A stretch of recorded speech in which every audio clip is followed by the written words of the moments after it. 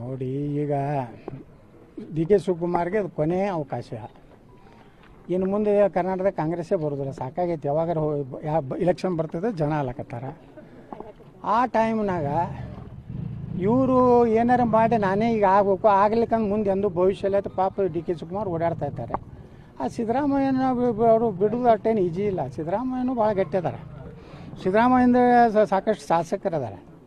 ಅದಕ್ಕೆ ಈ ಜಗಳ ಎಲ್ಲಿಗೆ ಬರ್ತದಂದ್ರೆ ಬಹುಶಃ ನನಗೆ ಅನ್ನಿಸ್ತದೆ ಆದಷ್ಟು ಜಲ್ದಿ ವಿಧಾನಸಭೆ ವಿಸರ್ಜನೆ ಆದರೂ ಆಶ್ಚರ್ಯ ಇಲ್ಲ. ಆ ರೀತಿ ಒಂದು ವಾತಾವರಣ ಇದೆ. ಅವರಿಗೆ ಡೂ ಆರ್ ಡೈ ಇದೆ. ಯಾರಿಗೆ? D K Shivakumar. ಸಿದ್ದರಾಮಯ್ಯ ಅವ್ರಿಗೆ ಏನೈತೆ, ಇನ್ನು ಮುಂದೆ ಅಂದು ಮುಖ್ಯಮಂತ್ರಿ ಅಂತೂ ನಾ ಆಗೋದಿಲ್ಲ, ಹೆಂಗಾದ್ರೂ ಮನೆಗೆ ಹೋಗ್ತೀನಿ, ನನ್ನ ಮಗ ಅಂತೂ ಅಷ್ಟು ಯೋಗ್ಯ ಇಲ್ಲ.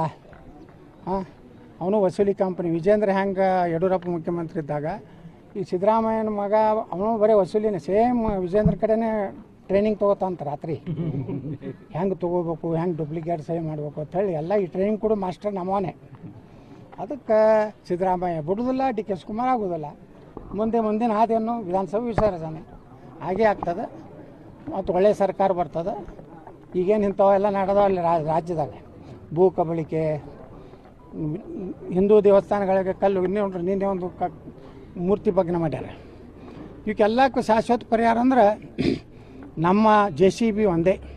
ಮುಂದೆ 22 ಗೌಡ ಸರ್ಕಾರ ಯಾರು ಸರ್ಕಾರ ನೋಡಂತ BJP ಸರ್ಕಾರ ಬರ್ತಿತ್ತು, ಯತ್ನಾಳ್ ಗೌಡನ ಸರ್ಕಾರ ಬರ್ತಿತ್ತು, JCB ಸರ್ಕಾರ ಬರ್ತದೆ. ಒಟ್ಟು ಅಂತ ನಮ್ಮದು ಗಟ್ಟಿ ಐತಿ. ಕರ್ನಾಟಕ ಮುಖ್ಯಮಂತ್ರಿ ಆಗೋದು ಗಟ್ಟಿ ಐತಿ. ನಿಮ್ಮೆಲ್ಲ TV ಚಾನಲ್ದವ್ರ ಮುಂದೆ ಪ್ರಮಾಣ ಸ್ವೀಕಾರ ಮಾಡೋದು ಗಟ್ಟಿ ಐತಿ.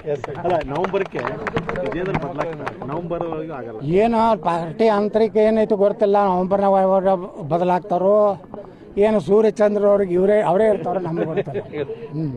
ಹೆಚ್ಚಿನ ಮಾಹಿತಿ ಏನಿಲ್ಲ ನೋಡ್ರಿ, ಯಾವುದು ಎಲ್ಲರಿಗೂ ಗುರ್ತಾಗ್ಬಿಟ್ಟೈತಿ.